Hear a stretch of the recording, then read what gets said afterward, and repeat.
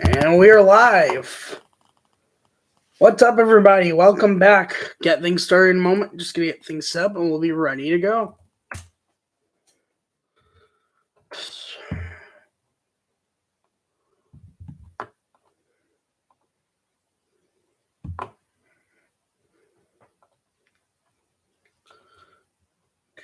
We'll see.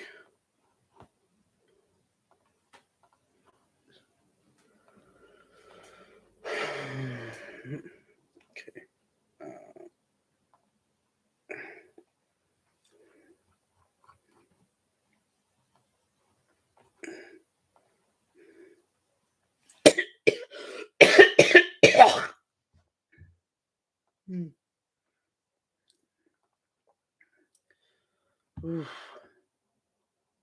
I'm okay.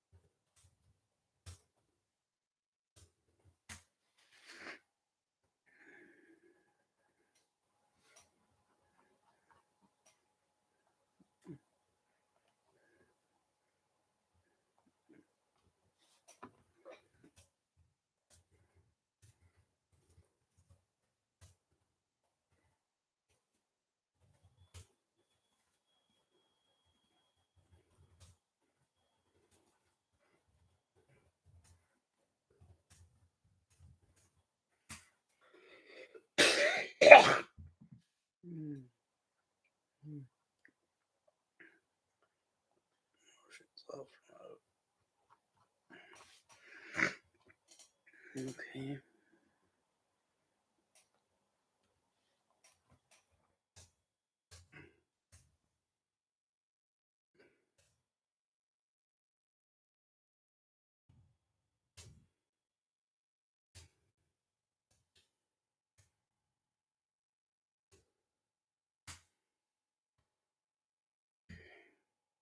That's good. That's good. And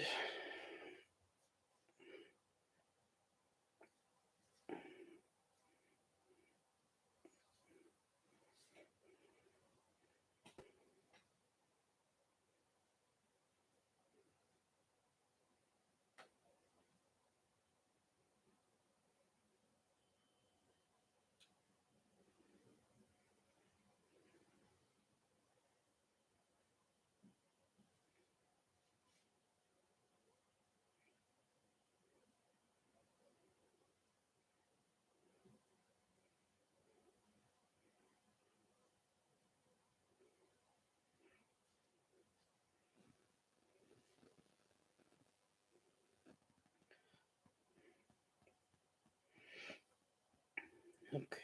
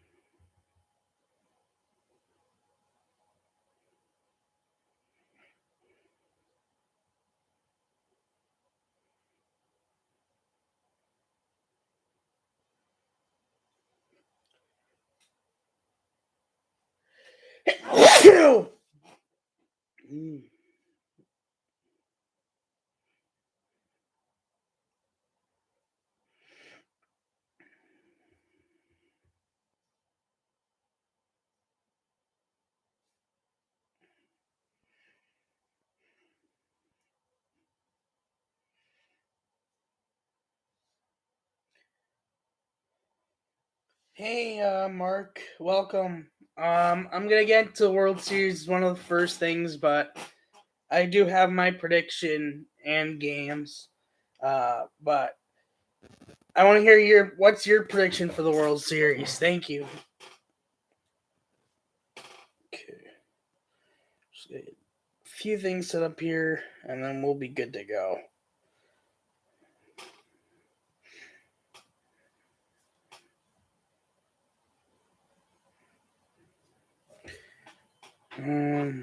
That's good. All right, we're ready to go. Let's begin.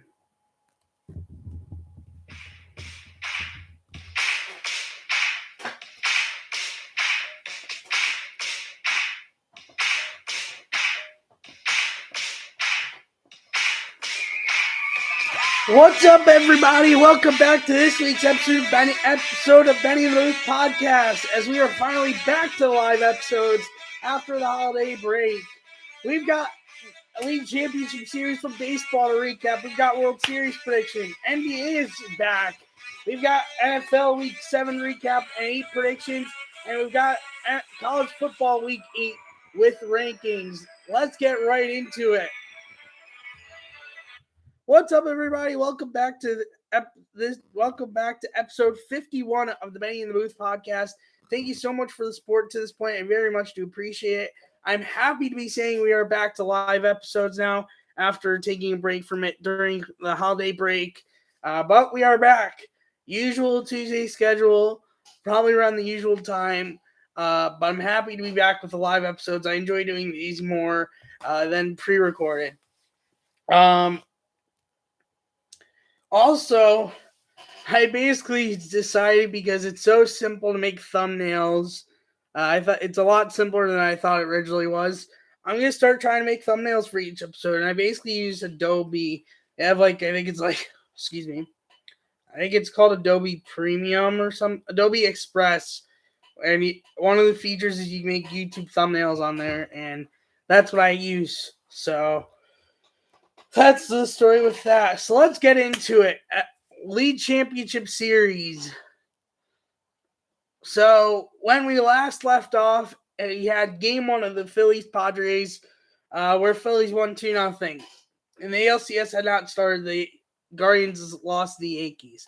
So NLCS game 2, the Padres, the Phillies went up 4-0 early. Padres went back-to-back in the bottom half, 4-run second, but back-to-back home runs by the Padres got to 4-2, and then a 5-run fifth to help them win game 2 and even up the series to Philly, 8-5. ALCS game 1 between the Astros and the Yankees. The Yankees struck first, but it didn't matter, as the Astros won 4-2 on the back of 3 home runs from Jeremy Pena, Yuli Gurriel, and Chas McCormick. The one non-home run was RBI hit. So the Astros took game 1, going up a game-0. Game 2 of the ALCS the very next day. Astros had this game 3-2. This was the game I did the live stream for. Bregman had a 3-run homer. Yankees got 2 runs, basically off an error, but didn't matter. Game 3 of the NLCS, the Phillies pretty much had this from beginning to end. It got tied at one point, but Philly basically had it. Schwarber had a leadoff home run. Gene Segura had a clutch hit and some clutch defensive plays. And the Phillies took game 3, 4-2 to go up 2-0. Saturday, the Astros shut out the Yankees 5-0. Cole got unlucky with a bunch of defensive mistakes behind him, and they just could not grab the lead. NLCS game 4. Sorry. The first inning was crazy. 4-run top half, 3-run bottom half. So it was 4-3 at that point. A bunch of hits. 4 different pitchers were used. Like a crazy inning. And to follow that, eventually the lead and won 10-6 to go up 3-1. Sorry. And then game 5, Phillies won 4-3 to go to the World Series for the first time since 2009. Bryce Harper was the NLCS MVP with 5 homers in the postseason in general, and the go-ahead 2-run homer to give the Phillies the victory. And the Astros won game 4, 6-5. Jeremy Pena was the ALCS MVP, who in game 4 had the game-tying home run as the Yankees struck first. The Yankees had a lead for a good amount of the game, but Defensive miscues led to the Astros completing the sweep of the Yankees. And that's the wrap up of the LCS. So the World Series matchup is between the Philadelphia Phillies and the Houston Astros. Two teams that used to be in the same league because the Astros used to be in the National League prior to 2013. I will see this with who I'm rooting for. All games are, by the way, going to be at 8:03 on Fox. This is what I have to say about the World Series. I'm rooting for Philly, but I don't see a case where Philly wins. Like, my prediction is Astros in 6. I don't see where Philly wins this World Series. Now, could I be utterly shocked if Philly wins the World Series? Absolutely. And congrats to them if they do. But in my mind, I don't see it. The Astros are way better. This is, in my mind, this is the best Astros team ever. Over 17, over 19, over last year, over 20, over 18, over 15. This is the best chance they've had at a World Series without cheating. So this is really their best chance, and I will say this. If the Astros lose this World Series, they should be embarrassed. That's how much I am that Astros have a heavy advantage, and I don't see Astros losing this World Series. So I hate to say it because of why everyone does not like the Astros, but I don't think Houston's going to lose the series. And I'd be utterly shocked if they will lose the series. But let me know your guys' thoughts in the comments. Who you think is going to win and how many games? Maybe you could convince me how Philly's going to win. But I just personally don't see it. I personally don't see it, and I think it's going to be Astros at the end of the day. NFL Week 7 recap.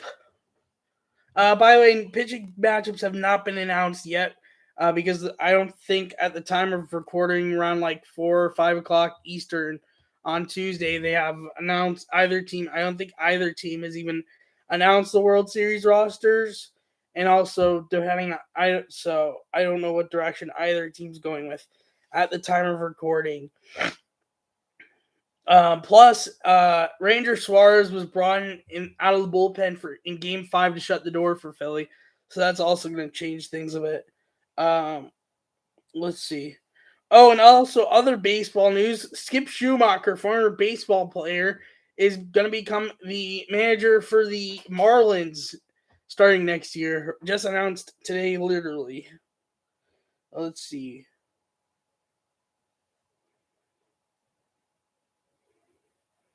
Yeah, I don't think either team's announced the World Series rosters yet, so pitching matchups have not been revealed yet.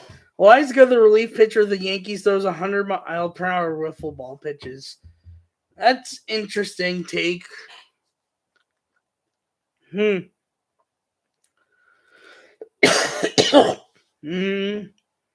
mean, and seeing movement, yeah, he's a pretty good pitcher, but I can maybe hear that a bit that sometimes it could be like pitches that will end up getting hit out or do damage, but I don't know. Then again, it's also someone whose last name could get mixed up so easily. But yeah. So, moving on to NFL predictions. They left him out there too long, but 2 innings of that guy is impossible to hit. Yeah, I hear that. Yeah. Then again, the Yankees have been mismanaging stuff for a long. Yankees have been mismanaging things ever since George Steinbrenner passed away in 2010. Ever since post that 2009 World Series, they just have not had anything go their way. And it's kind of sad, but kind of not.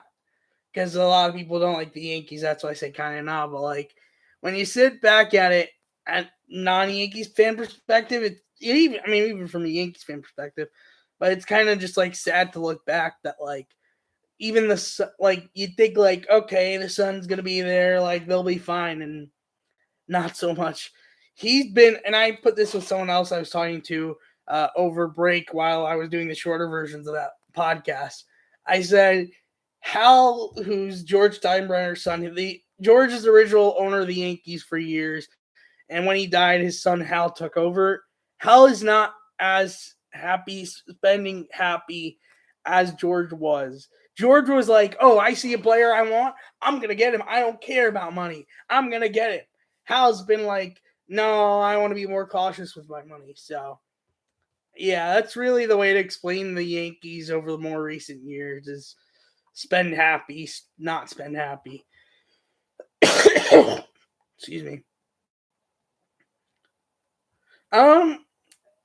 It's possible they don't. It's possible they might not. It's gonna be interesting to see what happens. Um, and I mean, right now there are a lot of rumors coming out of where Judge is gonna go, but it could lead to them not keeping Judge, which would change a lot for the Yankees next year. But then again, like they have Dominguez in their farm system. They do have probably some other outfield prospects, so they might not be Judge's caliber. But they still have a good amount of depth in their farm system.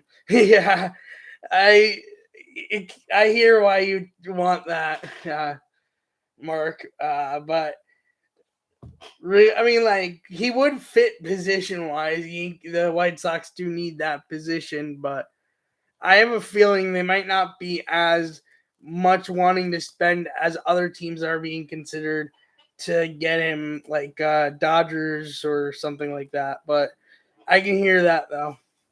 And it probably would be a good fit position wise because they don't have the. Oh yeah, because it's Eloy, Robert, and like Angle or Garcia. Like right field's more of just they have like defensive guys, not so much offense. Yeah, because even Gavin Sheets is more infield, or I guess first base. Yeah. Anyway, so NFL Week 7. Uh, there was some interesting games this week. I'll get to the Browns in a moment. I want to start with Thursday Night Football, where this game was over while we were actually on live. And just in case you were not there, basically Andy Dalton threw 2 consecutive pick sixes and 42-34 lost to the Cardinals right before half. In that moment, I knew game over. I did not have to see the final score. I knew once he threw 2 consecutive pick sixes, I'm like, game over. Shut the TV off that game, which I wasn't watching it. But like, game over. Nail in the coffin. Cherry on top. Door shut. Like, over at that point. Browns, Ravens. I will say one thing before I get in. Well, first of all, Browns lost on a blocked field goal. 23-20. First of all, I admit, excuse me, this game was a lot closer than I thought it was going to be. I thought the Browns were going to get knocked out the river by Baltimore. They actually kept it close, but there was a blatantly missed roughing the passer called. I mean, I don't know how that wasn't called. I literally, like, I haven't seen anyone that doesn't think it's roughing the passer. The false start and the offsides thing, I don't even know what to say about that. But that's also ridiculous. And at this point, I've given up on the season. And they're looking to trade away Kareem Hunt and Greedy Williams. And I'm like, yeah, go ahead, see what you can get for them. At this point, I'm just praying that once Watson comes back, they at least get some wins to end the season. Because they're not making the playoffs this year. No way, Jose. This is way worse than the last 2 years. And I'm not even blaming. And Joe Woods has got to go, the defensive coordinator. And Kevin Stefanski's seat is starting to get hot. Not like to the point of he must go, but it's starting to be a point of like, yeah, he's getting close to it. So, but they got to get rid of Joe Woods first. They need to fix up that defense ASAP. And the fact that I even heard this through another Browns channel, Browns report by report by Chat Sports, that apparently they're practicing defensive fundamentals during practice. That shows how dysfunctional their defense has been. Fundamentals, stuff that you should be practicing before the season, not during. It's just embarrassing.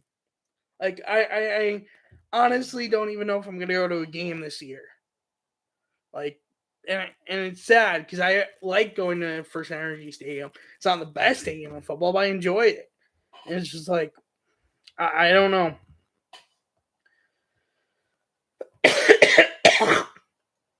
Sorry about that. Anyways, Panthers surprisingly behind PJ Walker, not even Baker Mayfield, beat the Buccaneers 21-3, which I mean the whole thing of this game was once Mike Evans dropped that pass, everything went down the hill from Buccaneers. But the best part about it was like he had basically juked and stiff armed the defender that was on him, and he had wide open route. Like he catches it, touchdown, and he dropped it.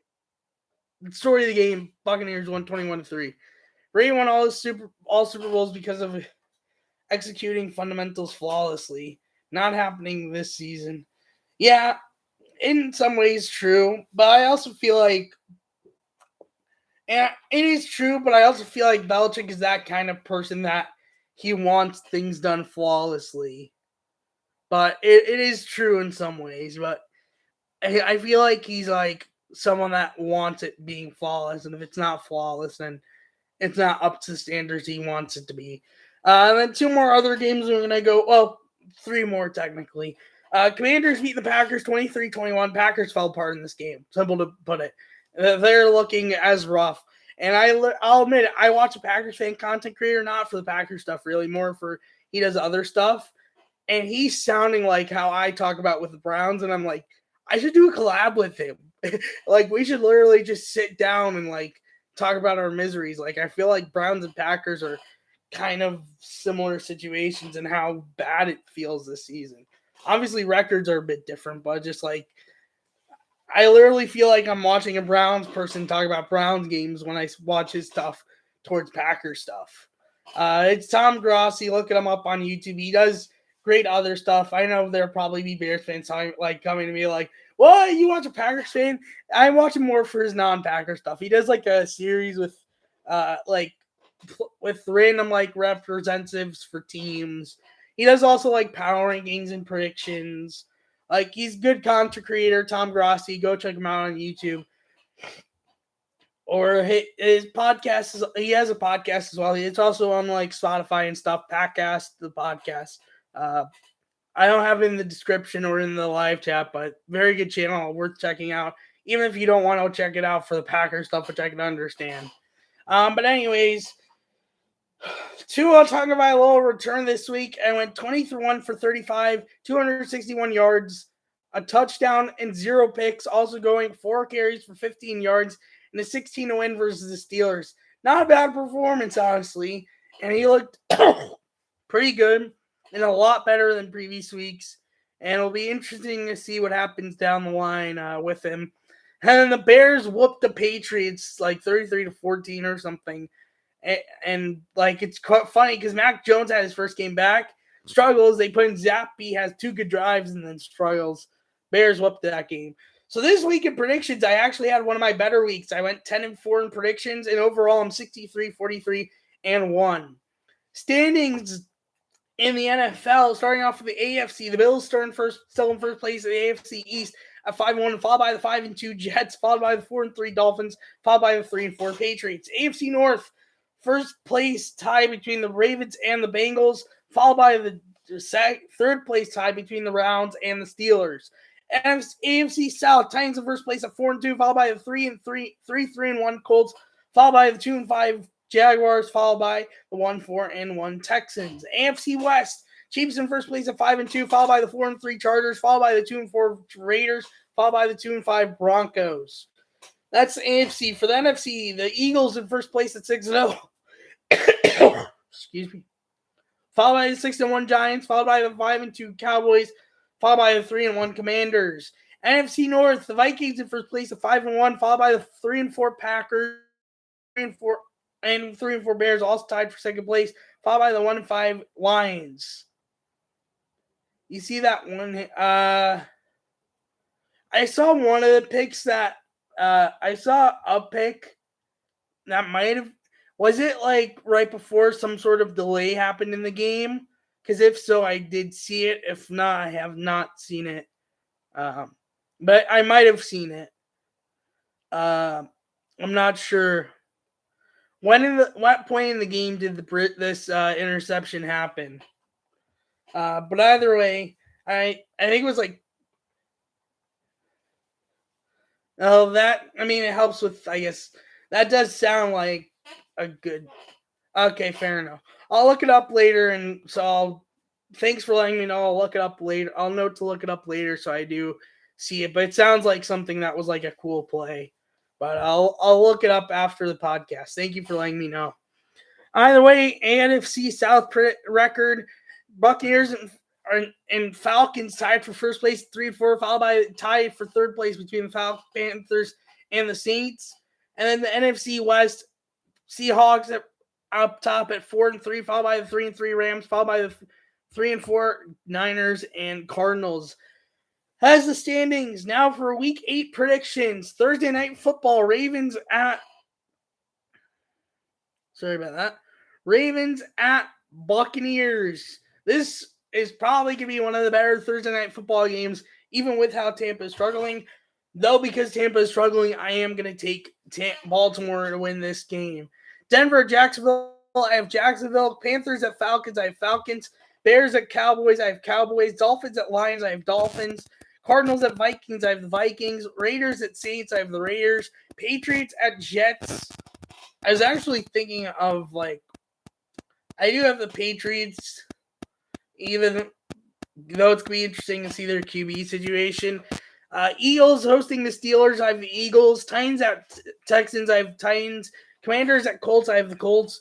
Niners at Rams, I have the Rams. Giants at Seahawks, I have the Seahawks. And Sunday night football, Packers at Bills. Bills are probably going to slaughter this game. And then the Browns hosting the Bengals on Monday Night Football on Halloween. I have the Bengals because at this point, I'm probably not going to ever predict the Browns to win a game until Watson comes back, with how depressing the season has been. And that is my Week 8 predictions and general NFL recap. College football, Week 8. Ohio State facing Iowa for the first time since that 2017 55-21 loss. Got their revenge mightily, beating Iowa 54-10. Iowa did take the lead at one point, but once Ohio State took the lead back, they never looked back. Pick sixes, fumbles, just all out clobbering Iowa, and it felt good to get that win after what happened the last time we had played Iowa. Number 5, Clemson beat number 14, Syracuse, 27-21. Syracuse first loss of the season. And number 10, Oregon beat number 9, UCLA, 45-3.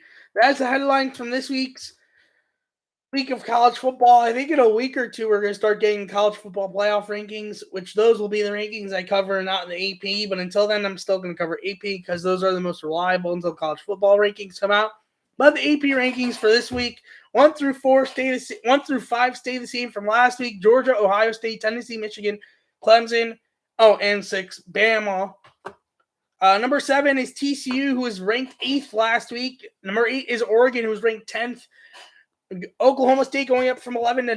USC going down up from 12-10. Wake Forest going up from 13-11. UCLA going down from 9-12. Penn State going up from 16-13. Utah going up from 15-14. Ole Miss going down from 7-15. Syracuse going down from 14-16. Illinois going up from 17-18. LSU newly ranked at 18. Kentucky, same ranking as last week at 19. Cincinnati going up from 21-20. North Carolina going up from 22-21. Kansas State going down from 17-22. Tulane going up from 25-23. NC State going up from 23-24. And South Carolina newly ranked at 25. Texas, who was ranked 20th last week, and Mississippi State was ranked 24th last week, are the teams that dropped out. Sorry. So NBA started back up. I don't know how I'm going to do NBA this season. I don't want to do it how I did last year. So for now, until I get an idea of how I want to do it, I'm just going to go over standings each week and the schedule for today's game and that day's games. But hopefully I get an idea of how I want to do it soon. But either way, standings right now in the NBA in the East. Bucks in first place at 2-0 on a 2-game win streak, followed by the Celtics 3-1 on a 1-game losing streak, followed by a multiple-way tie for third place at 2-1, being the Hornets, who are on a 1-game win streak, followed by the Cavs on a 2-game win streak, followed by the Wizards on a 1-game losing streak, followed by the Knicks on a 2-game win streak, followed by the Hawks on a 1-game losing streak, and then a 2-8 tie for 8th place between the Raptors and the Bulls, both teams on 1-game win streaks, and then a 2-8 tie for 10th place between the Nets and the Pistons, both at 1 and 2. Brooklyn on a 1-game win streak, Detroit on a 2-game losing streak, followed by a 3-way tie for 12th place between Philly, Indiana, and Miami, all three at 1 and 3. Philly on a 1-game win streak, both Indiana and Miami on a 1-game losing streak, followed by the Magic in 15th place, 0-4 on a 4-game losing streak. That's the Eastern Conference. For the Western Conference, the Trailblazers, the only undefeated team left, or one of 2 undefeated teams left. First place, 4-0 on a 4-game win streak, followed by a 3-way tie for second place between the Grizzlies, Spurs, and Jazz, all 3-1. So Grizzlies on a 1-game win streak, Spurs on a 3-game win streak.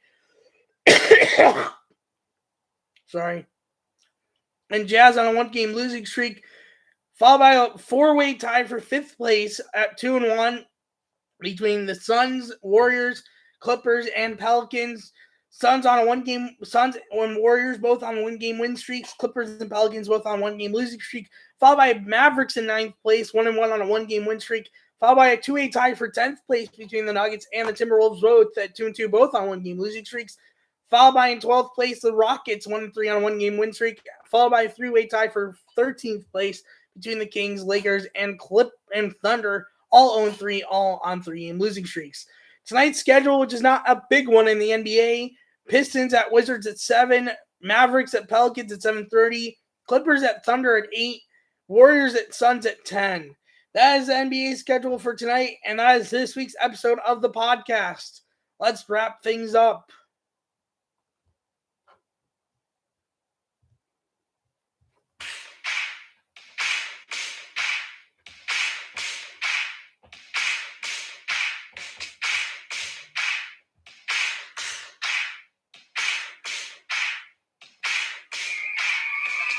Thank you so much for coming back for this week's episode of Banging in the Booth podcast. On episode 52, we'll have the World Series to go over. It could be over by then, it'll still be going on by then. We'll have NFL Week 8 to talk about and Week 9 predictions. We'll have college football Week 9 coming up with Ohio State, Penn State being a big game, among other games, and more NBA. Thank you so much for watching. If you are new on YouTube, subscribe down below and leave notification bells to notify when I go live and or post a video.